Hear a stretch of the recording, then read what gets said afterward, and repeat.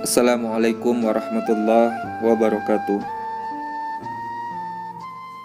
Di zaman Rasulullah Sallallahu Alaihi Wasallam ada sebuah kisah yang pernah terjadi tentang seorang sahabat yang penasaran dengan calon penghuni surga yang disebutkan oleh Rasulullah Sallallahu Alaihi Wasallam.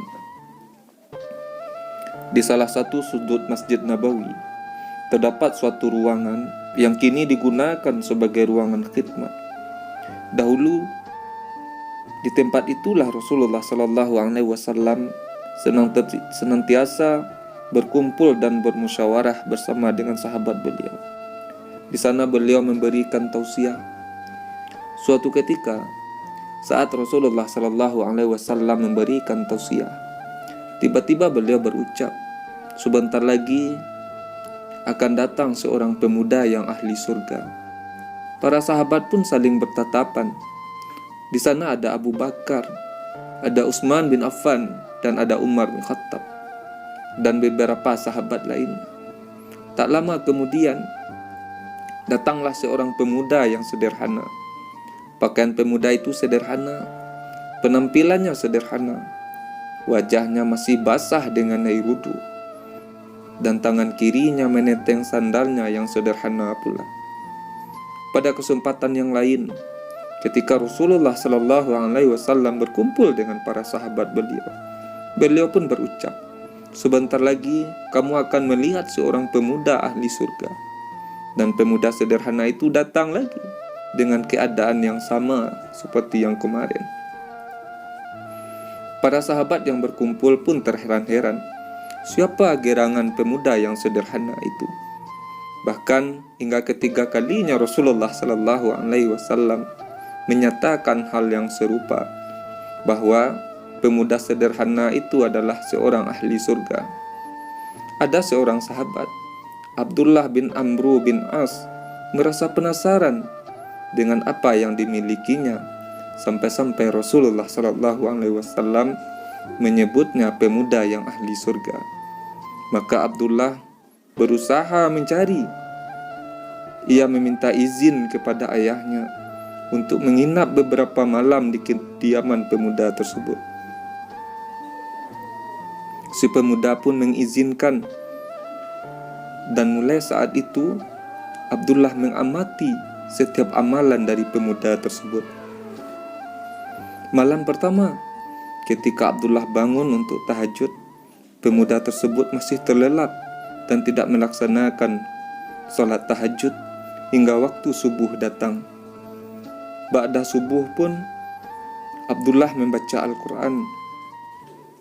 Dia mengamati bacaan pemuda tersebut yang masih terbata-bata dan tidak begitu fasih. Ketika masuk waktu duha, Abdullah bergegas menunaikan ibadah sholat duha, sementara pemuda tadi tidak melaksanakan ibadah sholat duha. Keesokan harinya, Abdullah kembali mengamati amalan pemuda tersebut. Malam tanpa tahajud, ketika membaca Al-Quran pun terbata-bata dan bacaannya tidak begitu fasih.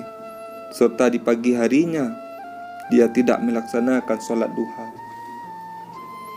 Begitupun di hari ketiga, amalan pemuda itu masih tetap sama. Bahkan di hari itu, Abdullah melaksanakan ibadah puasa sunnah, sedangkan pemuda tadi tidak melaksanakan puasa sunnah. Abdullah pun makin heran dengan ucapan yang disampaikan oleh Rasulullah.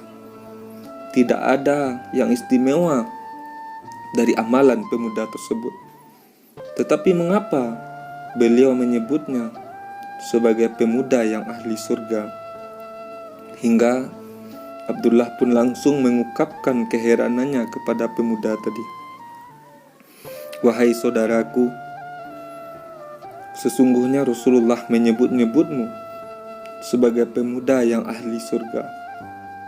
Tetapi setelah aku amati, tidak ada amalan istimewa yang engkau amalkan.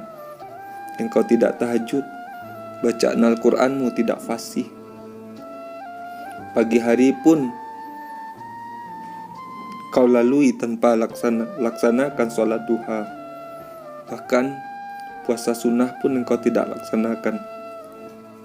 Lalu, amalan apa yang engkau miliki sehingga Rasulullah menyebutmu seorang yang ahli surga? Kemudian pemuda tersebut menjawab, "Wahai saudaraku, aku memang belum mampu untuk laksanakan tahajud. Bacaan aku pun tidak begitu fasih, dan aku juga belum mampu melaksanakan ibadah sholat doa.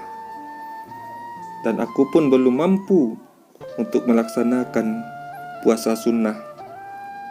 Tapi ketahuilah wahai saudaraku, amalannya yang aku lakukan ialah aku berusaha untuk selalu menjaga 3 amalan yang baru mampu untuk aku amalkan."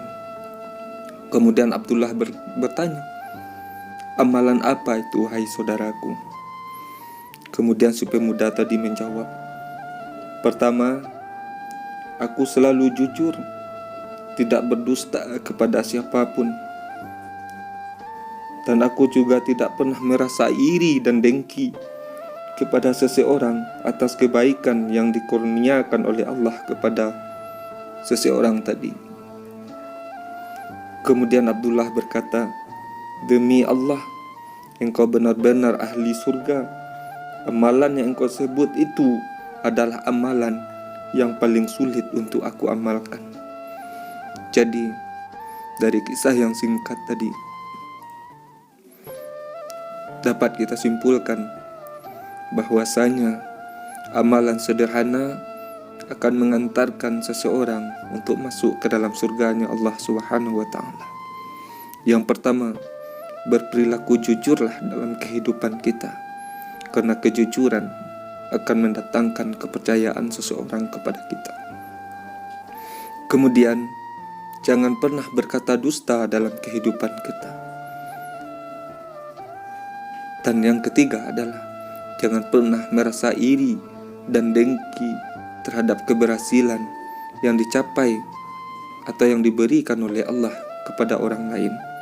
Dengan demikian, maka itulah yang akan membuat hati kita tenang dan tentram, dan amalan itu juga yang akan mengantarkan kita ke dalam surganya Allah Subhanahu wa Ta'ala.